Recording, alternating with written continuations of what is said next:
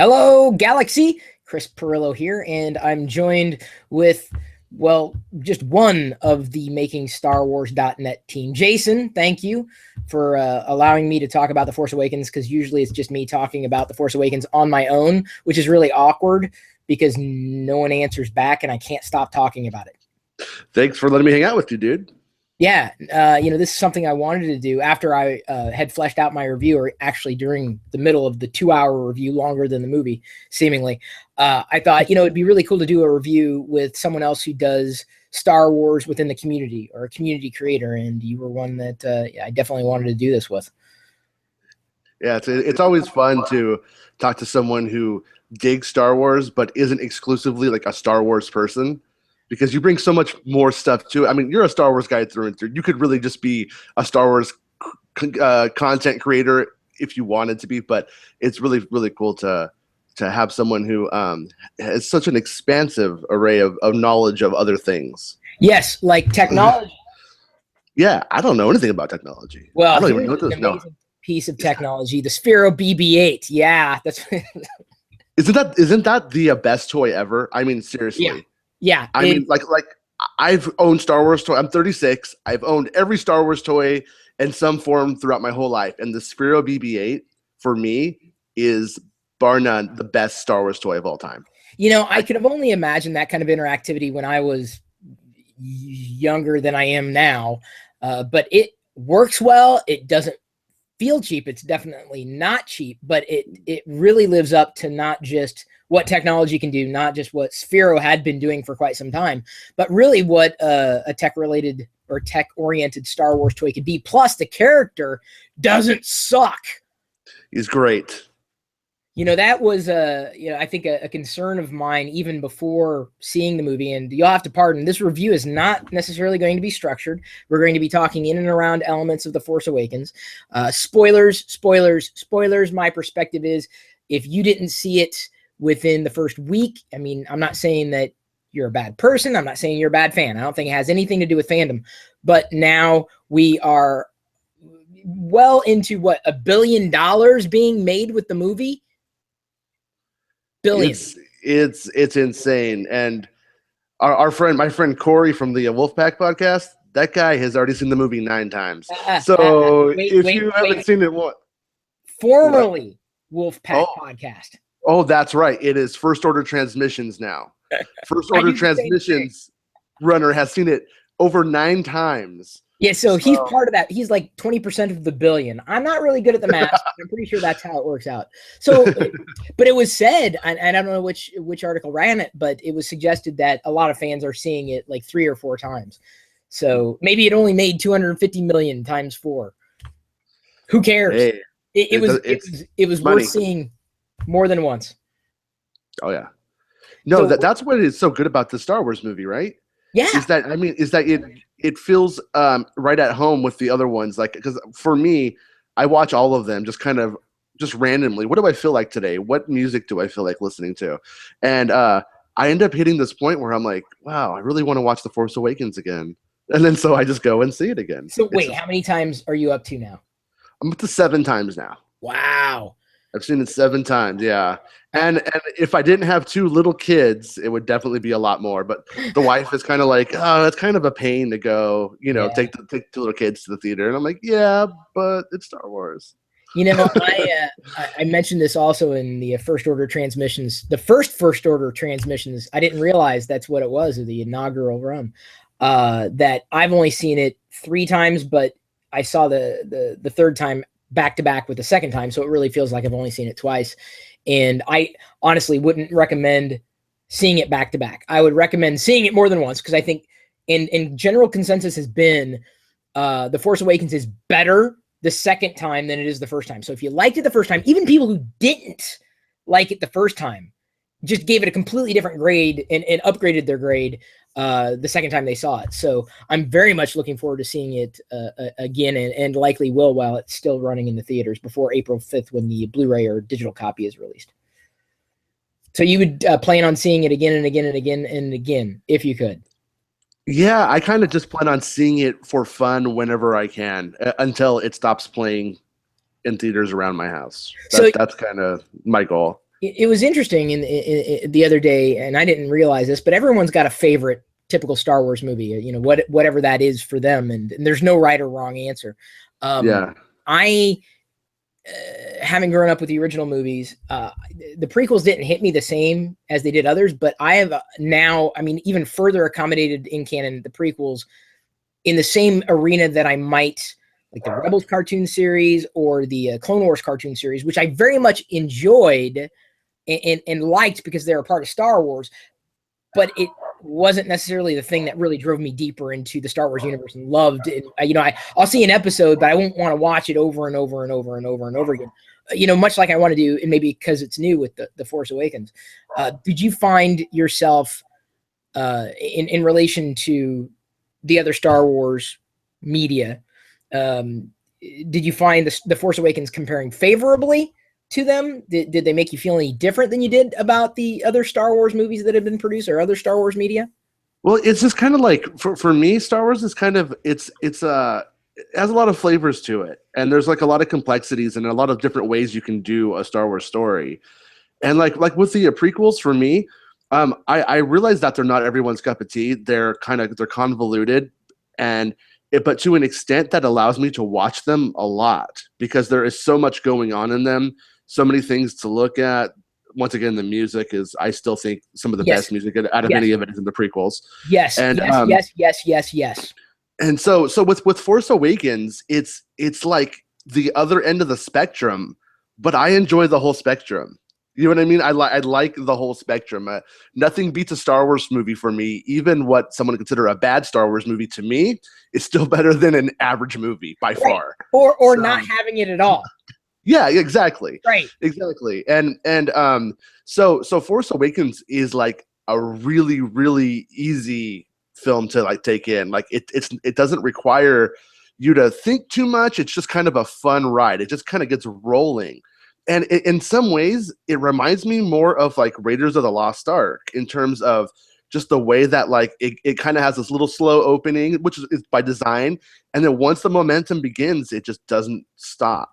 And so I like that, though. I like that because with the other Star Wars films, I will find that I will put them on and want to watch like one act of the movie. Like I'll put on Revenge of the Sith and I'll just want to watch like the Coruscant battle or Anakin and Obi-Wan fight, but I don't really want to watch the whole film, like the whole thing in one sitting. Force Awakens feels like the kind of movie where you're going to think you're going to sit down to watch that one little bit for 20, 30 minutes, but you're going to watch the whole movie because it just goes. There's so many nuances, and this is what was very difficult when I did my standalone review. This was difficult to explain. There were so many things that just begged for like a deeper analysis and just thinking through, and that's where I found it challenging to see the third time right after the second time, because I didn't have enough time to process. Yeah. And it was enjoyable, but at the same time, like there's just depth of character at various levels, which could have, if done, in my estimation, done improperly, would have made it seem really convoluted. But the way it was done, I thought was very clean. I don't think they could have done a better job with it, in my estimation. And I'm not the type of person who says A+ or D- necessarily. I don't give grades. Right. I don't give stars. I don't give this or that. I mean, do I like it? Yes. Did I not like it? No. I mean, certainly there are elements of everything or any piece of media that I may not appreciate as much as the others, but I'll go to what you said. I think it's perfectly cromulent to say, there are certain parts that you go back to and want to see, but it's the whole, it's the totality. The whole is greater than the sum of its parts. Yeah, I think it's important for Star Wars fans to grade films or to accept the films for what they are, what they did, what they attempted to do, as opposed to what they weren't. Because we all have like this little secret wish list that we might not have even mentally articulated, but we know we want those things. And when this movie or that movie doesn't do it, we get kind of bummed out or upset about it. That's what made it so difficult to follow rumors. And as much, I really didn't. As much as they were out there, I as soon as I knew that there was a rumor, I was like, dude, I just, it's not just spoilers. It's just that, and I deal with this on a regular basis. It gives people false expectations. And then, when you have the idea that this is what's going to happen and you're looking for it and it doesn't happen, you're disappointed, but you're disappointed in something that no one ever promised you. So Right.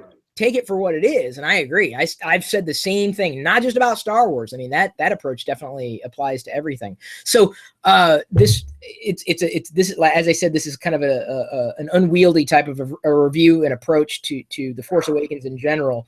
But I do want to pull in this question because it's not, well, actually, it's not really a question. It's a posit. It's someone who's thrown out a little bit of, some might say is criticism, but I definitely want to dive a little deeper into this because it seems to be making the rounds in terms of what's getting attention around The Force Awakens.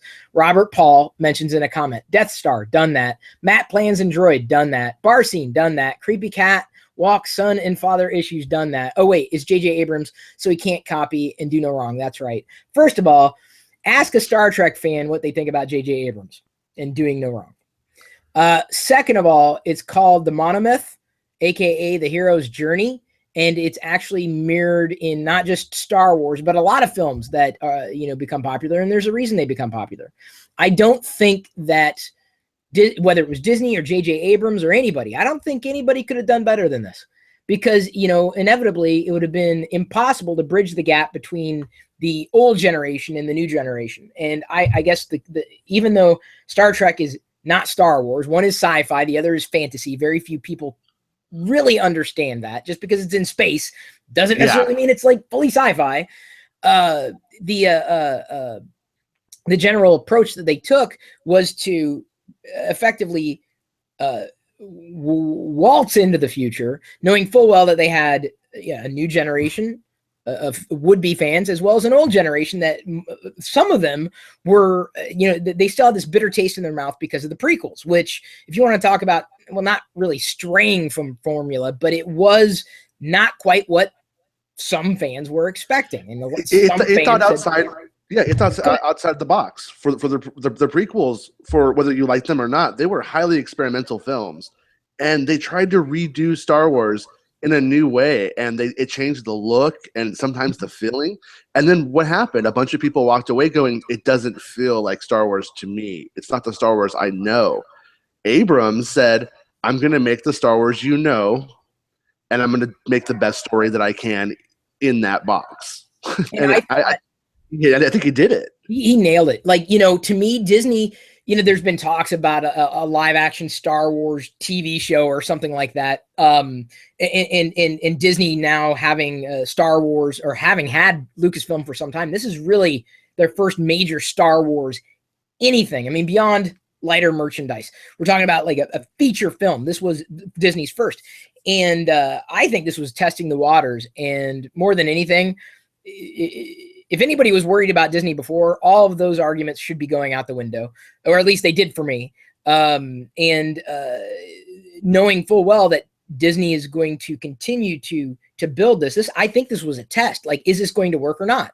And for Disney to say, can we really take Star Wars, this franchise, and though it was large and a part of pop culture, can we take that and amplify it? And they nailed it. Like, I don't know if I necessarily have a grade for it, but nailed it.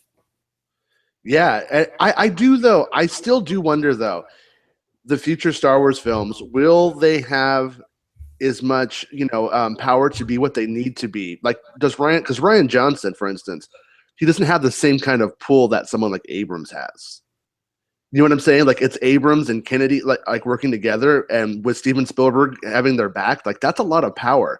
And I hope that they give as much leeway as they gave Abrams, because people do think that this was done by committee and stuff like that, and that isn't true. They pretty much let him go off and make the Star Wars movie he wanted to make, and then turn it in. Then they started giving notes. Then they started saying, maybe this isn't as well as it could be, and we would like this for marketing and stuff like that. So I do hope, though, that when we go forward in the future, like Ryan Johnson and Colin Trevorrow have that same amount of power that Abrams had. That's my and that's just me being fearful because I love Star Wars so much, and I'm like, what bad thing could happen? But it's such a positive thing. Disney has not really done us wrong yet with Star Wars at all. Even their products are better than the actual licensee products. It's I guess to me, I'm not as concerned because I can't imagine them if they know this is the formula that works, I honestly, I can't imagine them messing with things. Although, right. You know, it's you can't make everybody happy. Ultimately, you can't. So the people who are upset feel like it's too close to A New Hope. I'm like, but that's what makes it work, yo. Like, what'd you expect? Yeah. What honestly, what would have made you happy? I mean, if that didn't make you happy, something new. Well, what new would have made you happy? Like, that wasn't your decision, and obviously they're not making any mistakes. But it's like what people may be saying. In A New Hope, though, you have Luke Skywalker and everyone else. You know, Luke Skywalker, it's his journey for the most part. Princess Leia is pretty much the same character she is when we meet her as when we leave her in that film. Han Solo, he has a little bit of a change, you know. He's really selfish, but by the end of the film, he's helping out. He decides to do this selfless act. But in Force Awakens, you really do have Rey and Finn on a journey. It is two characters. I mean, it's different. It's different for that reason alone. Well, not to mention the beginning with the slaughtering of a village. I mean, yeah, I remember that in A New Hope. Oh, well, you had Uncle Owen and Aunt Beru. I guess that's similar, but I don't. We finally see the human face of a stormtrooper. Wow, you're right. I remember TK421. I mean, who doesn't? I mean, that's pretty much the same. I mean, that's copying right there. I mean, how you would see it any other way is beyond me. Yeah, it's the same universe, so there's going to be similar kind of motifs that play throughout it to make it what it is. That's the thing. You know, people forget, like, history repeats itself. And the arrogance of evil, this is nothing new. History repeats itself. That's what makes it, you know, like, surprising when it really happens.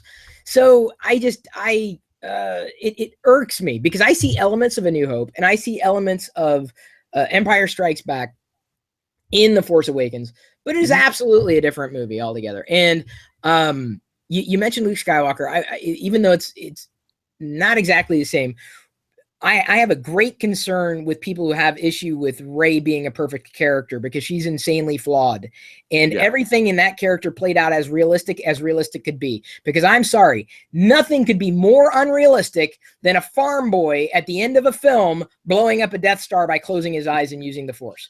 You want to talk? I mean, I can believe that a woman or a man wielding a lightsaber for the first time ever-ish can do it if it's been shown that they've been able to handle weaponry before. And that's exactly what Rey did at the beginning of the film when she was fighting off the thugs in Jakku. So by the end of the film, she's got a lightsaber. She did as well as she possibly could. And she obviously carries that staff with her wherever it goes. I don't know if it's the way of having that to carry around, you know, that baggage of being alone on Jakku and having to defend herself. But everything was more realistic in The Force Awakens and Rey's arc than I thought that Luke Skywalker had in A New Hope. We don't see Luke Skywalker really even win a fight until he's in the Falcon turret.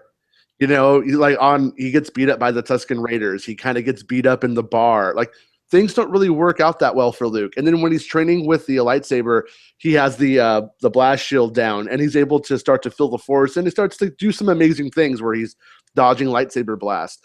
Now, the problem with Rey that people has, especially like with the Mary Sue argument, is that she has all these powers, but when we meet her, she's already on a difficult planet doing something that would require people to try and rob her, and competition between others in her field. And so the fact that that we see her beat people up isn't even crazy. It makes complete sense, and that is completely realistic. Now, still, the motif from A New Hope is repeated here. Obi-Wan Kenobi, you know, kind of has this thing where it teaches Luke how to reach out with the Force. His eyes are closed, essentially, with the blast shield down. He's able to hit the laser blast off the thing. But in the Death Star, he reaches out in the same way and is able to guide the proton torpedo into the hole and blow up the Death Star. Rey has the same moment where Maz tells her, if you close your eyes, you can feel it. And Rey knows what she's talking about. She's just been denying it for a very long time. So, and that last moment when she's with Kylo and they're clashing, and he mentions the Force, and she like remembers what Maz told her, she closes her eyes and she embraces that same power, and it's the same exact idea. Now, is it a rehash? No, because that is how it works. Like how Han Solo says in the movie, that's not how the Force works. But that is how the Force works for these Jedi characters. I thought, I have a big issue with people who bring up the Mary Sue argument. I'm like, did we see the same movie? Because I totally missed that. Like, and I keep watching for it, and I still can't see it. Right. Yeah. I think that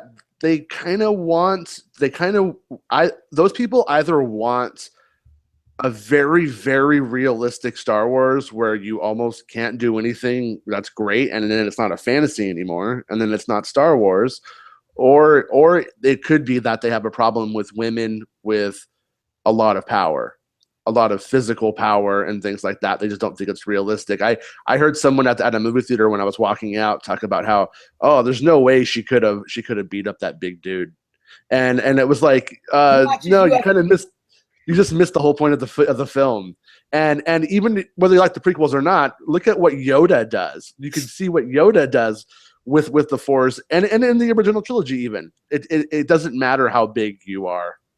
It's really how mentally sound you are, and how well you're able to use that power, and that philosophy and all that kind of jazz. So, people were going to find a complaint no matter what. I'll go back to it. There are certain things, like I said, that maybe one or two things that didn't sit well with me, or that I had to take time to process in this film.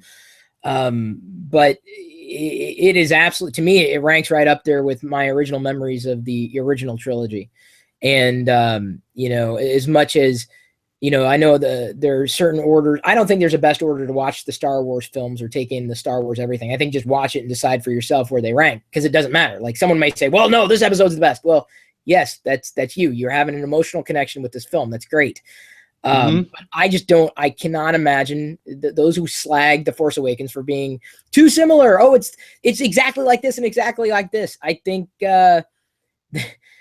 they are, I'm not going to say they're miserable people, but I think they find fault in everything. Like, they would have found fault if something radically different was tried, and they would have found fault in the details that will never surface now. So right, those are people that generally complain about everything. Yeah. I'm glad I had fun. That's all I could say. At the end of the day, I'm having fun. I had fun, and I'm having fun. I got another Star Wars movie I love, so I have no complaints. I'm just grateful that Lucasfilm and J.J. Abrams did it, made it happen, made it work. What I've been struck by is like I believe it or not, my sister, she's always, Star Wars has always been around for her. She's 15 years younger than I am. So Star Wars was always on and around for her, like growing up. It was never something that she connected with. It was just kind of like, it's just always around. Who cares kind of thing for her. And she went and saw this film with her friends, not with me, because I'm not cool. And so she went with them, and she saw this movie, and she loves this movie. This movie, like, so for so many people, this is their Star Wars now. And that is interesting to see. I feel like an old Maz Kanata, in the sense that now there's like going to be 3 trilogies where you see people kind of get into it from these different angles. Well, and that's the thing is so as much as someone might slag the movie, it's their opinion. I think they're wrong, but that's their opinion. And it's also my opinion that I think they're wrong. Even if it could be argued that, as some have, that the mirrors are just too close and it's not original, that's BS. It is very much original, playing on exactly what worked in the original trilogy. You can't stray too far from that formula. Certainly not in trying to bridge the gap between the old generation and the new generation. So now, if it could be argued that it's not original and that nothing's new, it doesn't matter, because you've introduced the same feeling, the same love and appreciation for the Star Wars galaxy in a completely different way to a completely different group of people, a new group of people. So it wins on that count. It's not you can't say originality makes it, or the lack of originality makes it suck. You can only argue that the lack of originality has brought it to a new generation. It's not a negative. Right. And where a critic totally loses me is when they say the conflict between a father and a son. Oh, I've seen that. But it's like that moment in Return of the Jedi where Darth Vader is willing to die to save his son and pretty much redeems himself in that moment. I mean, that is kind of the heart of Star Wars. And so for there to think of Star Wars stories where that wasn't a main theme of the film, and where that kind of idea, family conflict was just not a part of the film anymore, just makes me go, it wouldn't be Star Wars at that point. Like I love the Clone Wars and the cartoons and stuff like that, but they tell some of the best Star Wars stories ever told. But at the same time, it doesn't have that same complexity that the episodes do for that reason. It's no, and I totally see it in a very similar fashion. You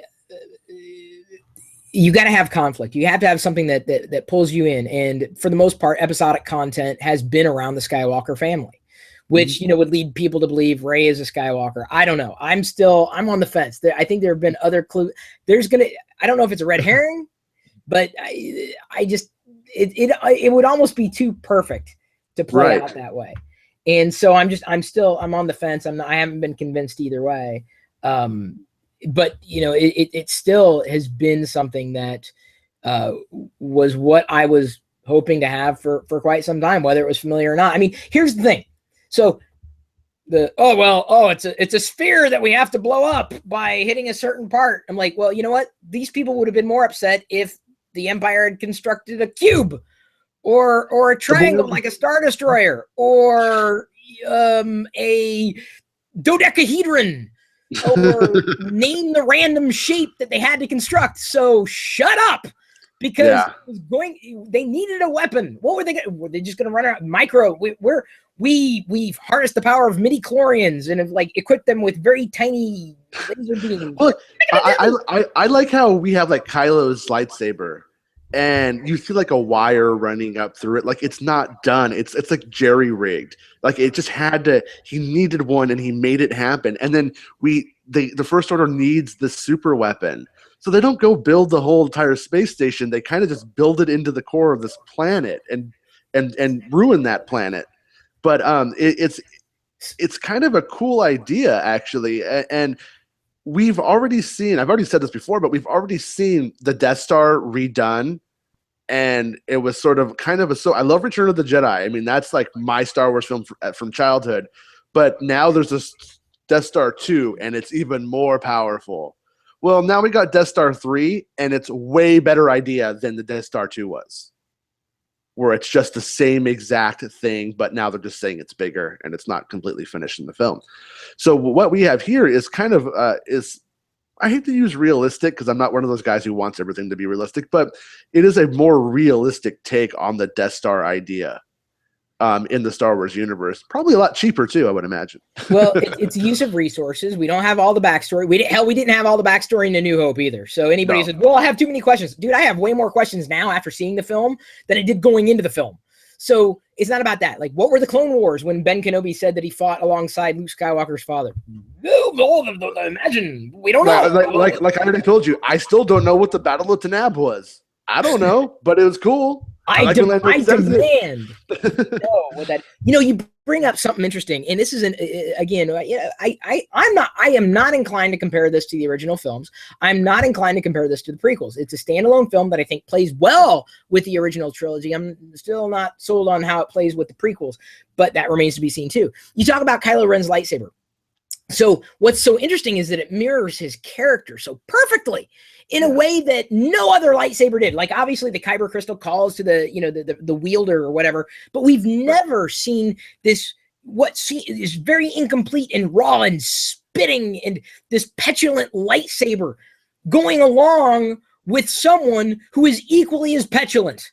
It was amazing. How it just fit. It was my God, that was a given, right? We've got this character, this bad guy, so to speak, this character who doesn't even know who he is. He's battling that. When we saw Darth Vader up front in A New Hope, that was it. He was fully fleshed out. That was it. That dude, This is the guy. That's the guy. Yeah.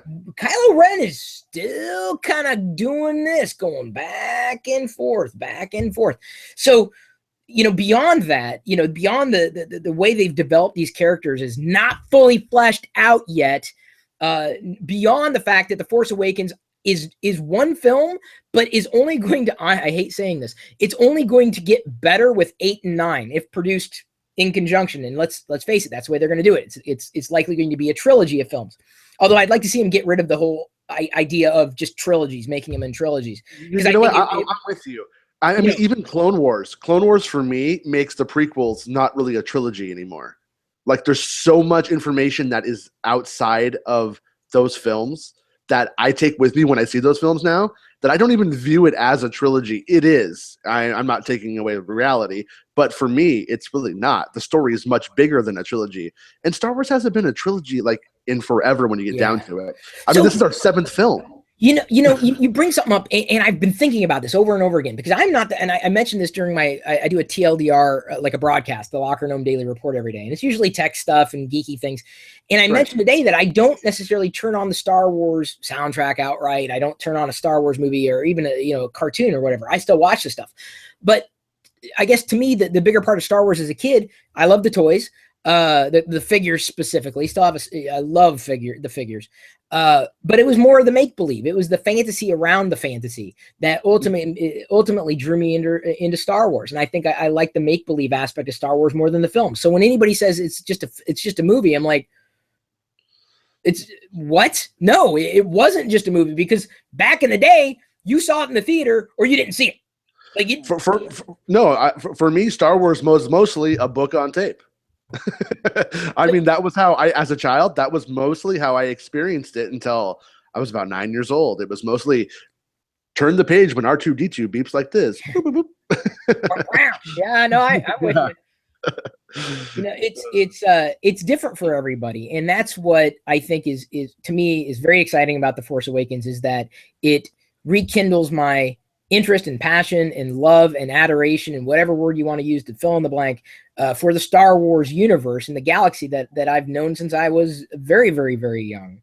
And that to me is that's what makes it a winner. When I'm watching a movie and it ends and I'm like, that was it? Like, that was like only like a half hour, right? There's no way it was 2 hours long. When I have emotional reaction to things in the film, it's a good film. And I can tell you, in experiencing the original trilogy in theaters, I was a kid. I can't remember my emotional reactions. I remember the excitement. The one I remember most is Return of the Jedi. I was a little older by then, but I cheered and I laughed and I loved. I don't know if I had as many of those moments in watching the prequels in the theaters as I did in seeing The Force Awakens. And it could be my age, but it's kind of what brought me back to being a kid again when older people mentioned, it was like being a kid again. And that to me was exactly what it needed to be. It's exactly what I wanted it to be. I wouldn't have wanted it any other way. And I don't care if some Yahoo says that it's unoriginal. Okay, well, it was unoriginal, but I loved it. So what do you want? Great. Yeah. It's unoriginal. What's your point? I don't care. I still loved it. I still had an emotional reaction. In fact, this is what makes it more fascinating than A New Hope. And this is what a lot of people miss. And this is something that I think the prequels could have done a better job at, that they didn't execute on well enough, because they tried to do it in reverse order. When Rey is sitting in front of, she's at her camp. I think that's how she refers to it in the film. She is sitting in the shadow. Well, yeah, this is where it really hit. She's sitting in the shadow of an Imperial walker. And she's just this human being sitting at the foot of this walker. And she has no context. She doesn't know what this is. A piece of equipment. It was a ship that was destroyed. There's no emotional connection to it at all. But someone who's watching the film, you get goosebumps. You're like, oh, man. Oh, do you know what you're sitting at the foot at? And that to me didn't happen in A New Hope. You didn't have the context.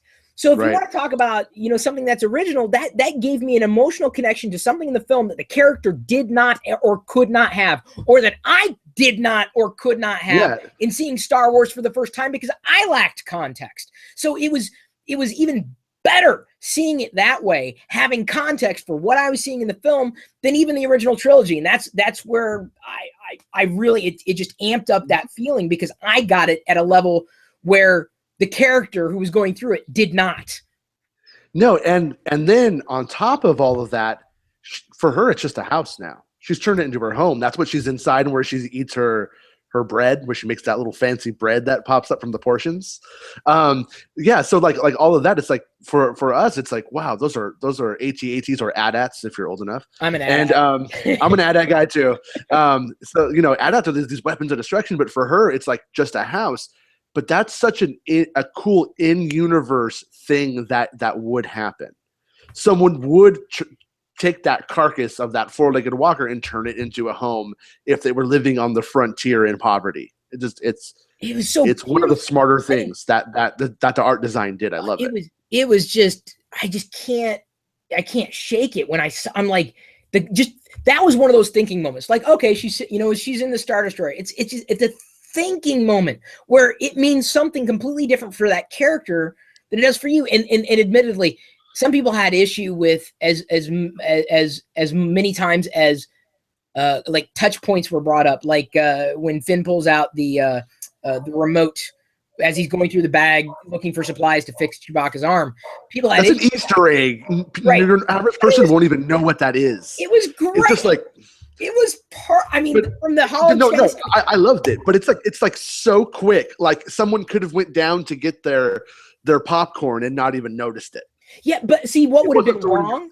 Yeah. Right, and this is what would have been. This is where they did it right. It showed up. It was in the Falcon. It made sense. There was context. Where it would have been incorrect is if Finn would have stopped and said, "What's this?" and Han said, "Oh, it's forget about that. Luke Skywalker used it at some point." And like, I got to meet. Yeah. If it would have been extrapolated and thought out, and like, it was just a random object that means something. No. To people who are watching, but nothing to the person who's actually doing something with it.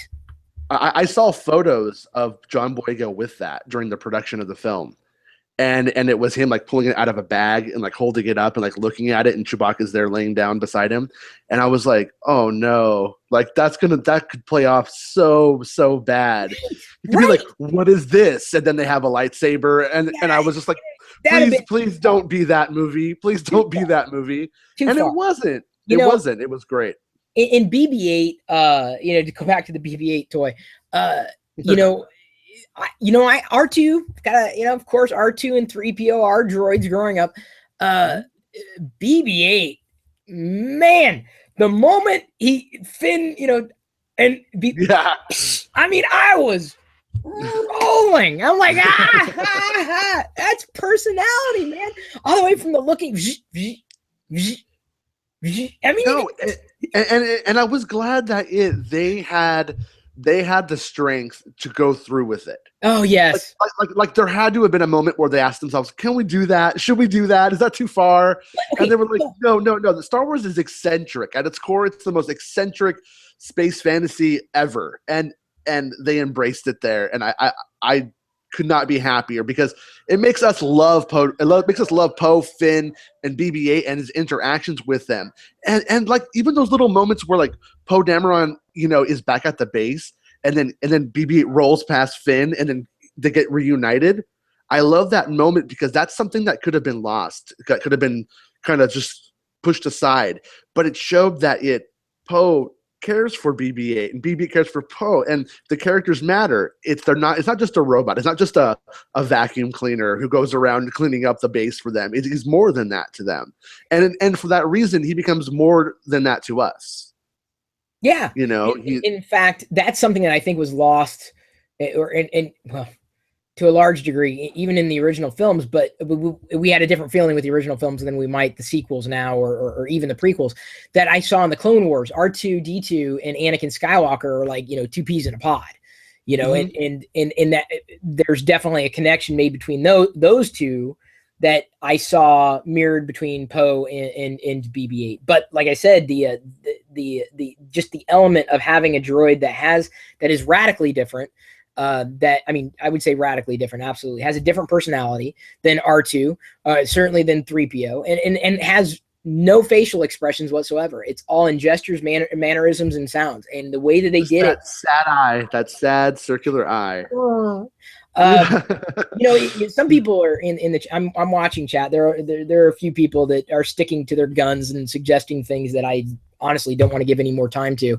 R2D2 not having enough time. It would have been very difficult, and this was one of my greater concerns with this movie. How are they going to do it? How do you have this cast of characters, this array of characters, and give everybody equal screen time, or at least screen time that fits?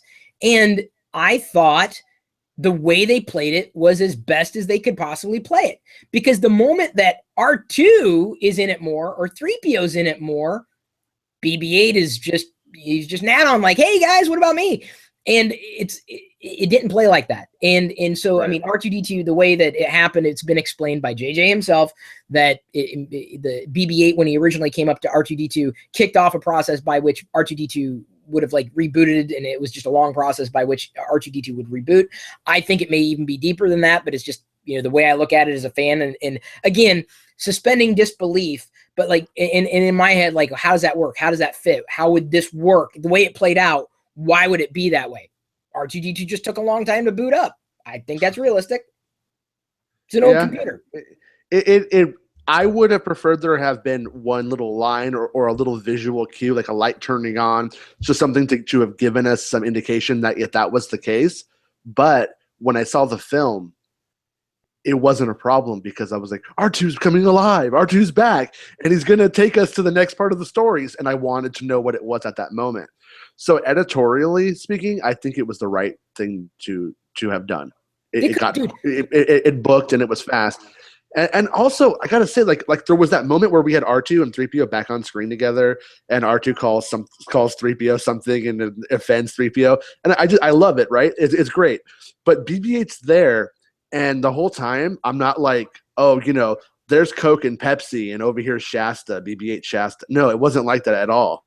It was like he was in the band, man. Like, we accepted him. And by that time, it was golden. And that was the biggest trick they had to pull off. So again, how are they going to do that? And I had a big issue, when other film franchises or other story franchises have tried to do the same thing, where they're bridging the gap between the old and the new, and I just don't feel like they did it well, or something was just not right. It felt like it was an add-on. It was tacked on.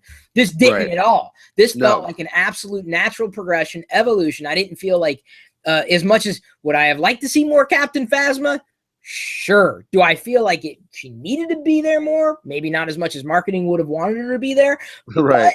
But, I mean, she played her role. She played it well. She fit in. She's going to be coming back now that we know there may be a conflict between her and Finn. There's some story there. I don't see her as anything more, and I think this has been explained too, as a Boba Fett type of character, where you just got a couple of lines, you're there, and you've got a role, but that's it. Yeah. And that's fine, and I think that's fine, because that's what Star Wars has always done best. Now, as I've said like 10 times, I love the prequel films. It had this problem where it was taking existing characters and then showing us those characters at a different time of their lives, and how they became what they became. And then Jar Jar was not really an accepted character. So when we get out of the prequel trilogy, it didn't really give us any new characters to love and enjoy. We only had characters that we kind of went into it with. That's who we left it with. And Force Awakens, man, like, I love Finn, I love Poe, I love Rey, I love BB-8. Like, I love these new characters. So it's just so much has opened up in terms of books and comic books and cartoons and spin-off films and all that kind of stuff. And I couldn't be happier, because we really could have went and seen this film and not had a connection with any of the heroes at all. Or and villains. It would have just been like, or villains, yeah. How do you top Darth Vader? And I think they did it. I mean, they showed us the opposite, right? They showed us still growing, still trying to find his place, not a Sith. Obviously he's got some backstory, so we've got some more context. I just can't help but. Well, our Darth Vader in this story is more Luke Skywalker. He's more Luke Skywalker in reverse. Luke is trying to fight off the darkness, and Kylo's trying to fight off the light, and they're kind of on the opposite journeys in a way. But what's cool about it is he's not just this bad guy that's static, that has nowhere to go.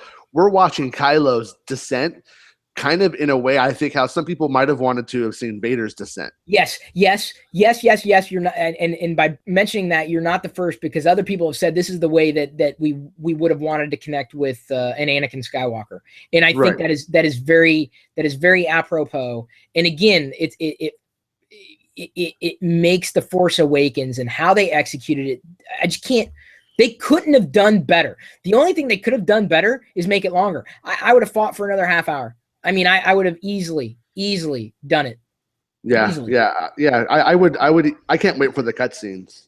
Oh yeah, I'm really looking forward to that on the Blu-ray when it hits in April. I also think, though, in terms of critiquing this film, we really can't critique it until we see what did it do for 8, what did it do for 9. Yes. So you mentioned you compared it to something early in this broadcast. You compared it to another show, and I can't remember what it was. I don't know. You compared it, but Okay. I thought I made a note for myself, because in my review I also mentioned that The Force Awakens feels like an Agents of S.H.I.E.L.D. episode, and I love Agents of S.H.I.E.L.D. Having originally, like when Agents of S.H.I.E.L.D. was first released, I watched a couple episodes and I'm like, yeah, this isn't for me. And then a friend, this is like, we were deeper into season 1. I think maybe even season 2. And they said, no, you just watch it. You get past the first few episodes. I'm like, okay. So, I begrudgingly, all right, I'm going to watch it. And now it is my favorite part of the MCU, or the Marvel Cinematic Universe. And because it's long form content, deeper characters, and it's just, I'm like, yes, I don't have, very many TV shows that I tune into anymore that I have emotional reactions to, that I'm like, yeah, oh, perfect, laugh, scream, like, no, this is Agents of S.H.I.E.L.D. is one of them. And The Force Awakens, to judge this movie without seeing 8 or 9, I don't think does it justice. And that does not mean that it's a horrible film, and it shouldn't stand alone, because I think it's a great film and it stands alone on its own. But it was also designed in such a way that A New Hope wasn't. Like, A New Hope wasn't even a new freaking hope. It was Star Wars, which was the Star Wars. Like, that was it. That's it. Everybody nice, wrapped up in a tight little bow. Oh, it's a success. We should do a sequel. Forget Splinter of the Mind's Eye. Let's try something different. So then we had Empire, and then of course we had Jedi. And they approached The Force Awakens knowing full well that, we got time. Like, we're gonna do a film, and I'm saying we got time. We are gonna progress. So they're forming this in such a way that they couldn't or didn't necessarily do with the original trilogy, that they tried to do with the prequels. I don't want to. This is about The Force Awakens. So and I'm not a hater. Not a hater. Just got to put that out there. Some people get mad at me and say, no, just say it. You hate it. No, like, that's not it. So the fact that we're going to have 8 and 9, and we know we're going to have 8 or 9, gives them some freedom with 7. And we know. And so judging this is like judging an episode, just one episode of Agents of S.H.I.E.L.D. I can't do it. I'm like, it was good. We moved the story forward. I liked it. I enjoyed it. That, to me, is why I like The Force Awakens, because I like Agents of S.H.I.E.L.D. so much. It's a very Agents of S.H.I.E.L.D.-esque type of film. And I just, you can't judge it yet. I mean, you can, but you can't.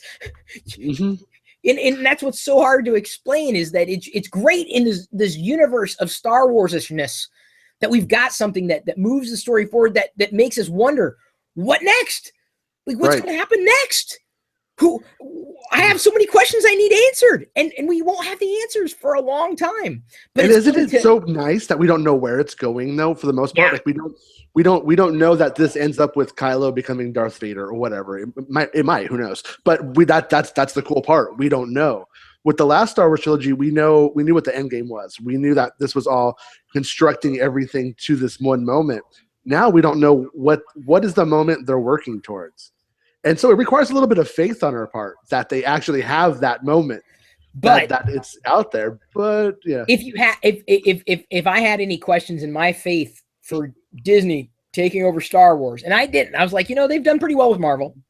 They've done well with the other franchises. I didn't question it, but if there was any question in my mind, if there was any question in anybody's mind, I'm like, dude, this is they make what? How much did it sell for? What was it? 4 billion or something? 4 billion. Yeah. They'll make that in this movie alone. You know, when it was first announced, my first reaction was, oh no, that doesn't. Oh man, like this isn't what George Lucas. Where is he? What's going on here? Where am I?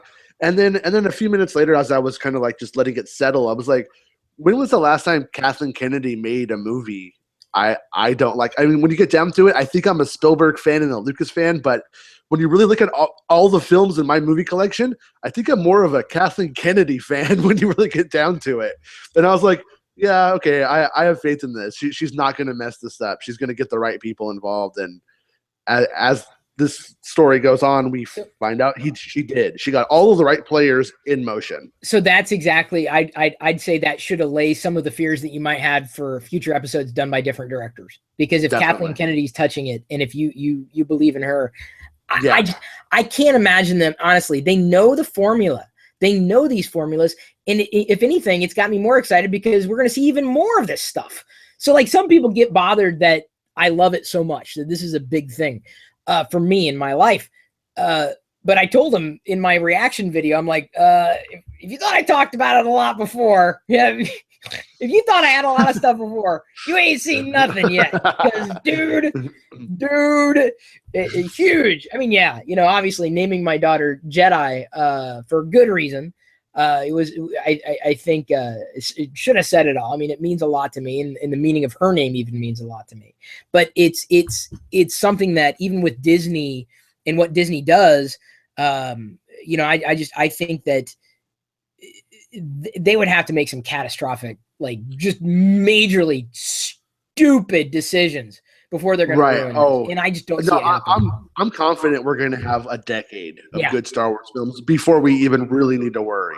No. I think all of the goodness that brought us Force Awakens set up this other path for these next slew of films. So I'm very positive. It could go. I sounded negative early on, but I really am positive about the future. You know, and I feel you, because it could go so many directions. I like the idea of stories. I like the idea of future episodic content. I like the idea of a long form show. I love the idea of, you know, comics to be able to explore these arcs that would likely not play out in TV. I don't think we're going to see a Knights of Ren TV show. As much as I'd like to, you know, see them and everything, I don't think that's the way it's going to play out. As much as I'd like a backstory on, you know, everything, you know, we've got, you know, supplemental reading materials, which I believe are crucial. Like if you saw the film, I think, I mean, it's a cheap buy. It's like $10 or whatever, but getting the visual dictionary, not only because it was written by Pablo Hidalgo, but, it's great. It provides enough of a backstory and context for a lot of the things that you saw in the movie that make seeing the movie even better, including the details that threw me off originally. Some people had issue with this. They thought that, and I thought so too, that the planet that was blown up by the First Order was Coruscant. And I thought so too. I'm like, oh, Coruscant. But they mentioned the Hosnian system. I'm like, okay, we didn't know they were in the Hosnian system. Well, it was Hosnian Prime. I'm like, well, I wouldn't have known that. But here's the thing. I didn't need to know that. It would have been a useless detail. In the film, it would have been pointless to point out the fact, well, since the Senate moves its seats every so years, where are we going to fire the laser? Well, it's currently on Hosnian Prime, having moved from Coruscant. Ah, yes, Hux, you are correct. That would have been so bad. That would have been horrible, rotten, bad, no, slap. You know, it doesn't matter what planet it was. We knew it was the government. It was the seat of the government. That's a backstory. It's a detail that could not have, we would have had a feel for a planet. We felt for them. Dude, the whole planet, they blew up a planet where the government is. If anything, people were saying, well, we didn't have enough time. Not enough time? Dude, the whole thing was constructed around the Republic and the Senate. The entire prequels arc. The Clone Wars. Even, you know, in the original trilogy, you had the government structure. You had the idea of a Senate. Gone, done. That's the First Order saying, you know what? Y'all tried it by getting along with the government. We find out they signed an agreement after the Battle of Jakku and became a Cold War. You know, we tried that, the government, but you know what? Screw it. We're done with the Senate. We're done with listening to people. We're going to blow them up. That's what we're going to blow them up right now because I'm so angry and no one knows why I'm angry. And my name is Hux. Like, you know, that would have been too much, but some people would have wanted that, right? Maybe they like more exposition in their films. I do not. Well, for the people who do want that, they tend to like all of the Star Wars films And in the first 3, you see it a lot. You know exactly what it is. It's not on Coruscant, so it's okay. I mean, if you watch them 1 through 7 today, when you see that happen in 7, you know exactly what's going on there. You know what's going exactly on. what everything there probably is and what it means. So Who it doesn't cares what the actually need planet's to. name It doesn't need to be reiterated again. Yeah. Who cares what the planet's name is? I mean, I didn't have an emotional connection to Coruscant. Right. It's a planet. I mean, what is really cool about that sequence, though, that I think is a little bit maybe understated by some fans, is what story opportunities that one scene opened up for Star Wars now. I mean, you know, there are the people who want Star Wars to be the Wild Wild West, and it effectively is, because there's no central government now that unites the galaxy, because it was just blown up. So now you have tons of planets, you have lawlessness, it's just it's a catastrophe. It's crazy, and it's great for a franchise that's, you know, predicated around war, the Star Wars. Yeah, it's going to happen now. It's great. And that, to me, like I said, that's one of those things you have to think about. Like, oh, they blew up a planet. No, this is more than that. This is more than a planet. This was the government. This was the system. This was order in a world of chaos, you know? And so what it questions is, as you pointed out, you know, where they could go with the story. Now we got lawlessness, you know, but it also illustrates Hux is angry. Why is he so mad? We don't know. Yeah. He's just angry. But his is a very, almost like a matured anger compared to Kylo Ren's, right? And you even see them infighting there, right? But it's like a different way of directing their anger and a different way of fleshing that out that I think is just so utterly fascinating in terms of character exploration. Absolutely fascinating. Yeah, and it's not over with. Like, Hux survives. Like, that was actually surprising to me when I saw it. I thought Hux died, and so Hux survives. Wait a minute. So are you saying it's not like A New Hope where Tarkin dies at the end? Are you saying that you found how it's different? It's a different God! Movie. You're absolutely. It was that close to being like A New Hope. No. Sorry, no. In the future, it's like, there's a lot they can do with that story if they want to pick it up. I mean, Kylo's version of the First Order and Hux's version of the First Order, those things could separate. There's a lot of things that can happen. It is. I'm genuinely. I mean, it just. I want to see the movie again. I do. I'm waiting for my parents to get up here because we haven't yet been able to leave Jedi alone with anybody without her like screaming her head off. So I haven't been able. Diana hasn't been able to see it, and she's absolutely been wanting to. By the way, before I forget, we're giving one away for all you Star Wars fans who stuck around. I didn't want to do this up front because I want to give the people who stuck around and listened to us a chance. I don't do a lot of giveaways, and I don't know how you feel about them, but the problem is usually with giveaways, the wrong people get the gift, and I would rather something like this go to someone who deserves it. And if you've listened for an hour to us babbling about our thoughts about The Force Awakens, I think you deserve this. The link is in the video description. Sideshow TIE Pilot giveaway. This is a super articulated TIE Pilot from Sideshow Collectibles. This is mine. You would get a brand new one in box. This would be like from the original set of movies. It has interchangeable hands. It also has weapons. You could make hands off. That's the stand it comes with. Star Wars on the bottom. The giveaway, as I said, the instructions or directions are linked in the description. But there you go. There's a little bonus for those of you who decided to continue to pay attention. You can even swivel the head this deeply into the video.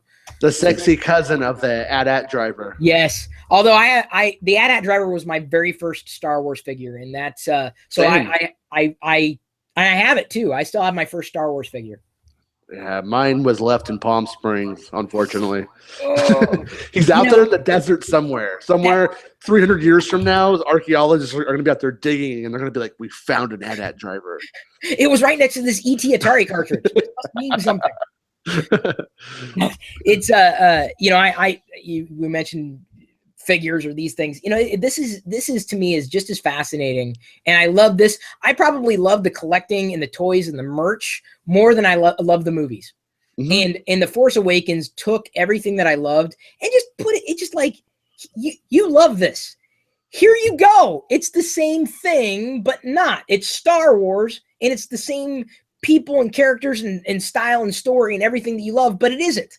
So it wasn't this, it's like, well, it's like saying, well, that Star Wars figure is the same as that one. I'm like, no, it's not. See, this Darth Vader here, number one, is 6 inches tall. Number two, he's got a purple see-through helmet thing. Emperor's with the skull inside. Yeah, with the veins and the scars and everything. So that is different from another Darth Vader figure that I might have. So they're different. They're not the same. And you know, I will always seemingly be fascinated, because honestly, what drew me deeper into Star Wars, I'm just gonna get it, because I do this every time it comes up in this topic of conversation. I always walk over and grab it because I have to. I even have its original weapon. Only had one of them as a kid, but even have its original weapon, and that usually gets lost first. This is my very, very first Star Wars figure. This is the thing that launched my love and appreciation, adoration for Star Wars as a kid. What spurred so much creativity, not just with the figures, but just with playing along with friends. This was it. This piece of plastic right here turned into this, turned into this, turned into this. This, based on its design alone, is what caught my eye for 99 cents. The most expensive 99 cents I ever spent in my entire life. Yep, I walked down the stairs of my apartment.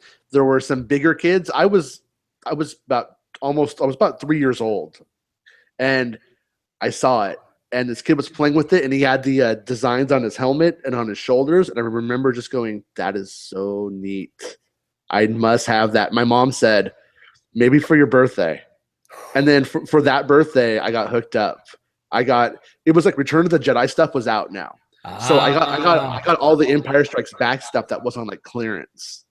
You know what I mean? Like they had picked it all up. So I got like all the Empire figures on clearance and stuff like that. So I got like the Falcon. I got that troop transport and all that stuff. Rebel transport. Yeah. The Rebel transport. And it came with backpacks, like white backpacks that you could put on the figures. And with that right there, I was just totally sold.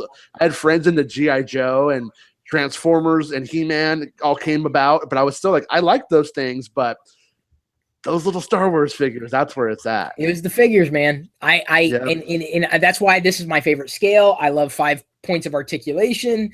The figures I love. And the thing is with, you talk about vehicles, the Millennium Falcon was my favorite vehicle as a kid.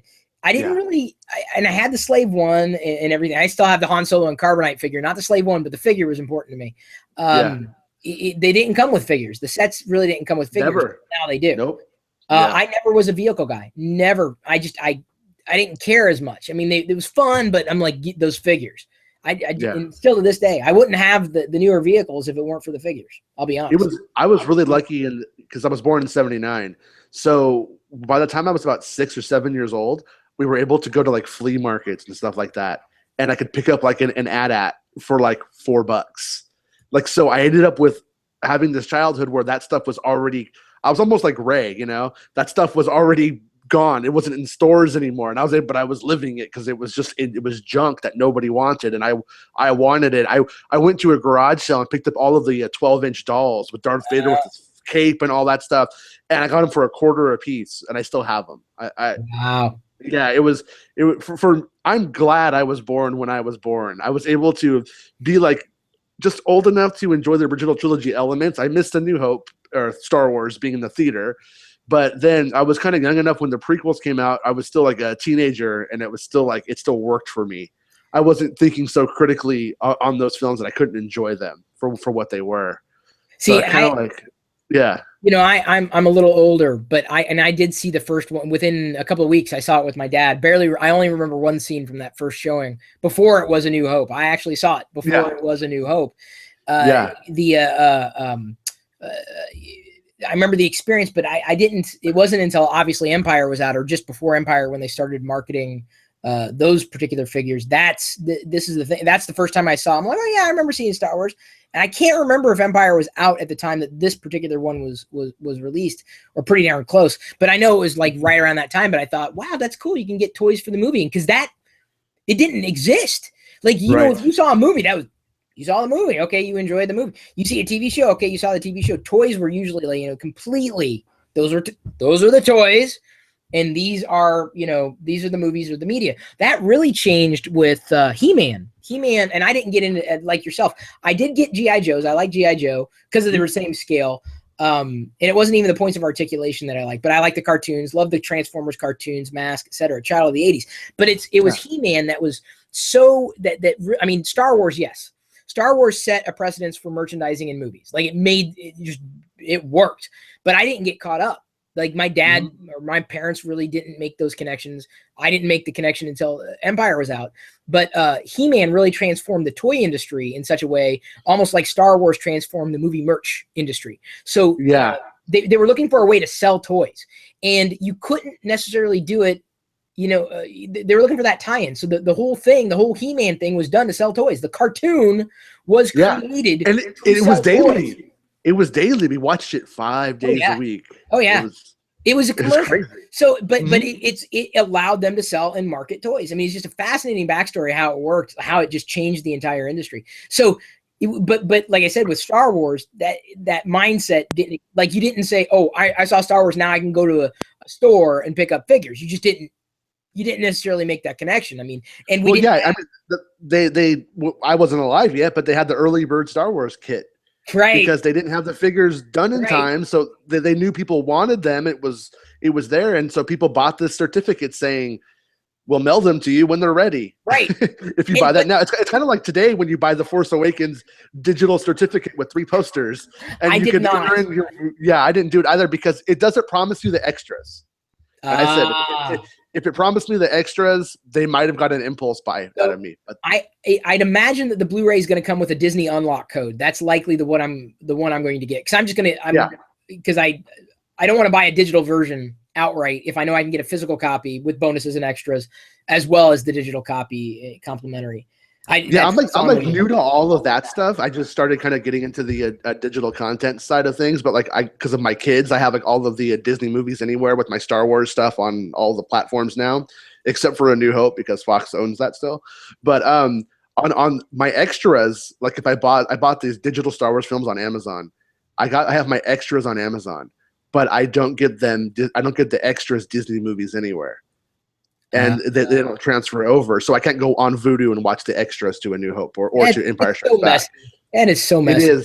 It is. So that's why I'm waiting on The Force Awakens. I think I'm gonna wait and see if there's a disc release that comes with all of the digital stuff too, and just get both for the same price. So the one thing we touched upon this briefly, and I agree with you. I think one of the better parts of the prequels was the score. I think some of John Williams' best.